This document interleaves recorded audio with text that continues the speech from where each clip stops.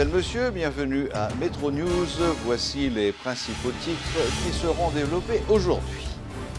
Des discussions sont actuellement en cours en vue d'un remaniement ministériel. L'information a été confirmée par le secrétaire général du Conseil des ministres, Reynald Lubéris. Plus d'une quarantaine d'écoles qui ne respectent pas les règlements édictés par le ministère ont vu leur licence retirée par le ministère de l'Éducation nationale qui invite les parents à ne pas inscrire leurs enfants dans ces établissements. Plus de 680 millions de dollars ont été mobilisés par la communauté internationale dans le cadre de la lutte contre l'épidémie de choléra.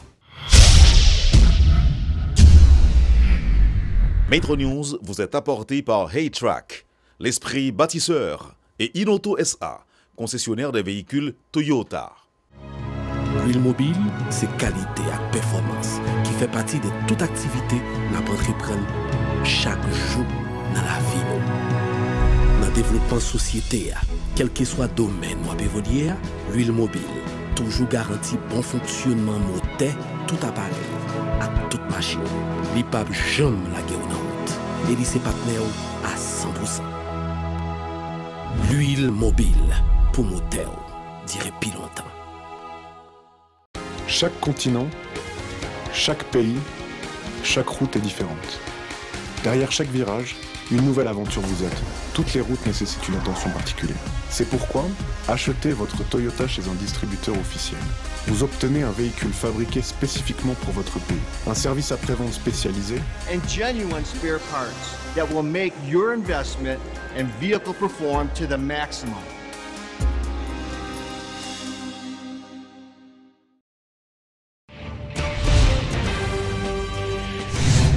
Le chef de l'État, Jovenel Moïse, envisage un remaniement ministériel, confirme le secrétaire général du Conseil des ministres, Reynald Lubéris.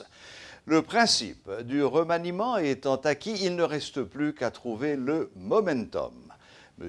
Lubéris rappelle qu'il s'agit d'une prérogative du chef de l'État qui pourra consulter le Premier ministre. Le président du Sénat, Joseph Lambert, assure que le chef de l'État est convaincu de la nécessité d'insuffler du sang neuf au cabinet ministériel. L'équipe est émoussée, argue le sénateur Lambert. Pour l'instant, le Premier ministre, Jacques-Guy Lafontant, est relativement à l'abri. Le président du Sénat et les autres alliés du chef de l'État ont en ligne de mire certains ministres considérés comme improductifs. Le sénateur Lambert souhaite que le ministre de l'Agriculture, Carmel-André Belliard, soit parmi les ministres sanctionnés. Le secrétaire général du Conseil des ministres juge tout de même que le bilan des 12 mois du gouvernement est positif. Les résultats obtenus sont meilleurs que ceux de plusieurs gouvernements antérieurs, mais on peut mieux faire, estime M. Lubéris. Même si le chef de l'État doit décider du momentum, il est évident que les parlementaires ont montré des signes d'impatience au cours de ces dernières semaines. Des gestes de protestation ont été enregistrés à la Chambre des députés. Le président du Sénat et les leaders du Parlement sont dans l'attente de consultation du chef de l'État en vue de la nomination de nouveaux ministres. Le ministère de l'Éducation nationale a pris la décision de retirer la licence de 41 écoles qui ne respectent pas les règlements établis par le ministère. Le directeur général de ce ministère, Maignolle Jeune, a précisé que ces établissements n'ont pas remis à temps leur liste de décisions de fin d'année. Magnol Jeune demande aux parents de ne plus inscrire leurs enfants dans ces écoles dont les noms seront rendus publics très bientôt. Nous avons une liste qui était publiée depuis, ça fait une semaine, qui était la dernière 41 l'école. Mais nous l'avons dit, avant de 41, c'est pas ça, il y a plus que 400. Nous avons convoqué tout le monde là, tout journaliste est présenté là, nous avons parlé de dispositions que nous avons pour tout le monde qui était considéré comme retardataire, qui ne pas remettre liste de décision faite d'année, qui ne pas remettre liste formation de classe, qui ne pas remettre formulaire d'inscription. Eh bien, nous avons au délai dans l'inspection générale, tout le monde est là, on est au courant de cette passe-là. finalement, nous devons rester à 104 personnes. Et 104 personnes, ça, eh bien, nous avons rencontré la direction départementale de l'Ouest à plusieurs reprises, à tel point nous avons fait une brigade qui t'a pris dans toute l'école pour est-ce que l'école ça existe ou pas, qui ça empêché que l'école ça réponde à événements, réponde à demandes, à exigences du ministère de l'Éducation nationale là. Donc finalement au TJN, il y a 41 pas faire pièce signe de vie, il n'y a pas de pièce adresse pour eux, au nombre de 41 et 41 ça nous et si vous voulez publier dans le journal et nous avons dit nous lire tout le monde ça mais nous avons fait ça, nous avons convoqué pour venir le lundi 2 et mardi 3 avril là pour venir dans Bunex pour venir dire qui raison qui fait non seulement il ne pas répondre à l'exigence du ministère de l'Éducation nationale, mais les à côté, il y a comme adresse, il n'y a pas de tout. Eh bien, Mounzao était au nombre de 41, j'en ai dit là, mais dans 41, nous jouons seulement 9 qui présentent. La Confédération nationale des éducatrices et éducateurs d'Haïti, CNEH, dénonce le manque de transparence dans les réalisations du ministre Pierre-Josué Agénor-Cadet, notamment la récupération des 72 millions de gourdes. Les membres de la CNEH ont par ailleurs déploré le fait que le titulaire de l'éducation n'a pas respecté ses engagements concernant les 2700 lettres de nomination promises par le gouvernement. La secrétaire générale de la Confédération, Magali Georges, demande aux enseignants de rester mobilisés. CNEH dit pas qu'à une bonne gouvernance sans transparence. 50 millions de gouttes dit ramasser dans le combat de corruption. Il n'y a pas que j'aime dit, il n'y a pas que j'aime bailler aucun détail sur eux. CNEH pendant ce temps a continué à recevoir plein de professeurs qui gagnent la nomination et puis qui pas jamais touché. Côté 50 millions de gouttes ça fait. Le ministre a dit qu'il ramasse 72 millions de gouttes dans chaque zombie. CNEH t'a remis connaît combien de monde qui t'a touché chaque zombie ça qui a arrêté. Le ministre a dit 35 000 agents dans le système éducatif là, il y a 35 000 agents dans le système éducatif là. 27 000 là-dedans aussi enseignants. Ça veut dire 8 000 c'est agents d'administration. Pourtant 70% budget salaire ministère adjoint d'administration. C'est seulement 30% là-dedans qui adjoint professeur dans 10 départements pays. Nous besoin connaître comment faire 2700 lettres de nomination. Bye, syndicat enseignant yo pas que j'aime trace yo. Qui laisse qui joindre lettre ça yo. Est-ce que ces zombies qui continuer non mais corruption. CNEH a demandé pour corruption, bataille contre corruption totale, capitale. Il faut le faire dans tout niveau. Si le ministre a combattre la corruption, il t'a doué qu'on est qui côté livre l'école Timoun yo, quitte scolaire avec uniforme yo passé. Parce que aucune école publique pas recevoir un matériel ça yo année ça. Plan décennal. Plan décennal ministre a parlé, nous t'a connaît qui côté plan ça sorti. Qui laisse le système dans le consulter avant de élaborer plan ça. Qui différence qui gagne entre plan ça yo ak l'autre qui était là déjà. Pour toute raison ça yo, CNEH a dit ministre n'a pas maîtriser dossier éducation pays. Ça fait dialogue social Haïti signé un kaba depuis le tête ministère. Trafic influence a fait la loi en dans ministère. Pas aucun plan clair sur qui qualité l'école nous voulons. C'est peut-être ça CNEH va le temps mais nous série rencontre dans tout pays pour demander enseignants yo mobiliser pour ne pas perdre acquis démocratique que syndicat enseignants yo te bataille pour gagner. Éducation c'est outils pour bâtir Haïti. Les Nations Unies ont réitéré leur engagement dans la lutte contre l'épidémie de choléra. Dans son dernier rapport, le secrétaire général des Nations Unies, Antonio Guterres, a fait état de progrès considérables depuis le pic de l'épidémie en 2010. La lutte contre le choléra se poursuit. Le taux hebdomadaire de contamination a chuté de plus de 99% et le nombre de décès de plus de 99,5%. En ce qui a trait au financement, le secrétaire général rappelle que plus de 680 millions de dollars ont été mobilisés par la communauté internationale. Des contributions supplémentaires d'un montant de 4,4 millions de dollars ont été versées au Fonds d'affectation spéciale pluripartenaire des Nations Unies, portant le montant total à 7,7 millions de dollars. En raison de l'insuffisance des ressources financières, l'ambassadeur d'Haïti à l'ONU, Denis Régis, a exprimé ses préoccupations.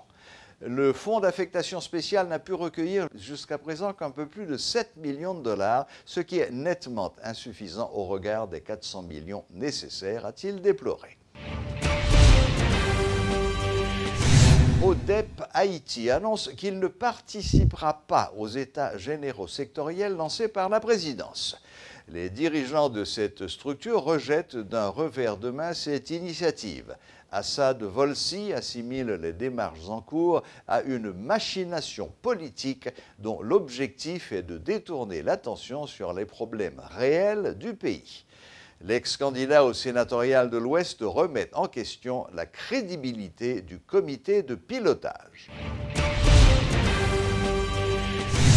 Contrairement à ODEP Haïti, le parti politique Faisceau démocratique haïtien est favorable aux États généraux sectoriels. Les responsables de cette structure, qui approuvent l'initiative, dénoncent cependant la présence de certaines personnalités au sein du comité de pilotage. Suivez les explications de Robinson Bléus, coordinateur national du parti politique Faisceau démocratique haïtien. Directeur national parti politique Faisceau démocratique haïtien a dit l'idée conférence nationale là bon, mais c'est pas doué une activité clanique ni soupoudrail. Li doué un espace côté petit pays a poser problème pays et puis tout joindre un projet solide qui ka retirer nous dans impasse côté nous trouver nous journée jodi a. Faisceau mandé pour tout point ça pour tout point camanien en dans état généraux ça. L'atelier de réflexion sur la loi sur le financement des partis politiques, qui a réuni une cinquantaine de partis politiques mercredi dernier, a notamment permis de mettre en relief le fait qu'il est trop facile de créer un parti politique en Haïti, selon Clarence Renoy du parti UNIR.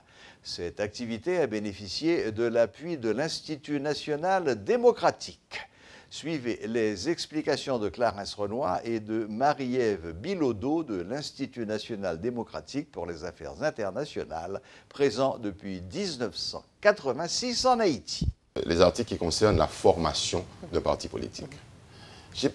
On ne doit pas donner l'impression que parce que nous sommes en démocratie, parce que justement, il ne faut pas brider les libertés, chacun est libre de s'associer, d'organiser, de former un parti politique, que ça devient trop facile pour banaliser la vie politique. Donc, la loi qui est en vigueur laisse une certaine ouverture, peut-être trop de facilité pour dire avec 20 personnes, on peut monter un parti politique. Et tous les partis qui étaient là sont conscients qu'il faut remonter les exigences. Remonter les exigences et monter, voilà. Donc oui, 20 membres fondateurs, mais il faut 5000 membres pour obtenir la reconnaissance juridique de l'État. Pour que l'État puisse accepter de vous donner un statut pour dire oui, vous existez en tant que parti, parce que vous avez 20 membres qui forment votre structure politique, 20 membres fondateurs, mais 5000 membres qui adhèrent au départ à votre mouvement.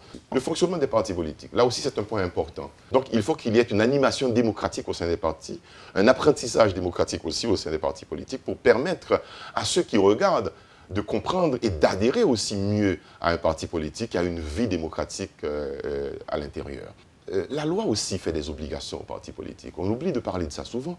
Le parti politique a une responsabilité de renforcement de la démocratie aussi, de travailler avec ses membres et ses adhérents sur leur rôle en tant que citoyen dans la démocratie, la participation aux compétitions électorales, le vote, la non-violence, etc. Et c'est une conscientisation que nous sommes en train de faire pour nous-mêmes et pour les autres aussi, pour dire, écoutez, nous sommes dans le même pays, pourquoi nous battre? Regardons ce que dit la loi et respectons les règles et construisons ensemble la démocratie dans la non-violence. Donc, le fonctionnement nous intéressait pour comprendre l'expérience de l'Amérique latine, mais aussi l'ANEP Urban nous apportait un éclairage extrêmement important sur la vie des partis politiques en Haïti, sur le regard que la société porte sur les hommes et les femmes politiques, mais aussi les partis politiques, et pourquoi ils n'y adhèrent pas. Donc tout ça est à faire comme travail. Nous sommes dans un processus de démocratisation et d'apprentissage, nous tous, que ceux qui sont au pouvoir, que ceux qui sont déjà passés au pouvoir, et que ceux qui aspirent à arriver au pouvoir aussi, comprennent que nous sommes dans une période expérimentale de la démocratie et que nous devons nous prêter à ce jeu d'éducation, de formation. Notre objectif à nous, c'est de voir comment on peut apporter une épaule à la roue, comment on peut apporter dans des échanges d'expérience, dans du coaching, dans des formations, dans des rapprochements comme celui-là. Maintenant, ça nous a fait un grand plaisir de participer à cette initiative-là. Je sais qu'il y a d'autres choses qui se préparent. On va voir comment on peut appuyer, aider et assister. Ça, c'est évident. Je pense que, comme M. Renoir le disait, c'est un début. L'activité du 4 avril a un peu lancé les choses, cadré les choses. L'atelier de réflexion a déjà porté des fruits très intéressant. Mais je pense qu'il y a d'autres acteurs qu'il va falloir éventuellement impliquer, toucher, des plaidoyers à faire avec le Parlement, avec le gouvernement, etc., etc. Donc, je pense qu'il y a énormément de choses à faire. Et NDA, de notre côté aussi, on travaille avec des partis politiques pour aider à renforcer la démocratie interne, pour aider à les accompagner.